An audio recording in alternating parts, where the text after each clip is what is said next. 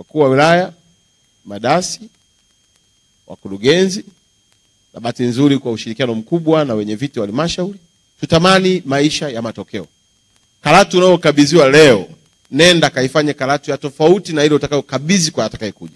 Kama ilivyo kwa Longido, kama ilivyo kwa Monduli, kama ilivyo kwa Ngorongoro pamoja na Arusha jiji na Arumeru.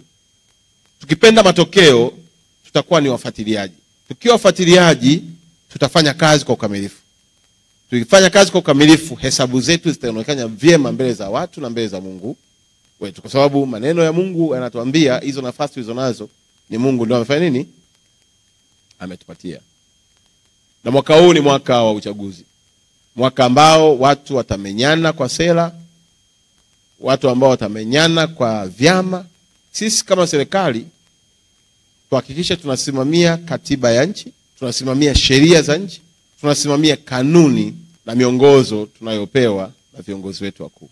Tusikubali kamwe amani ya mkoa wetu, ikiwemo halmashauri zenu, ikapotea.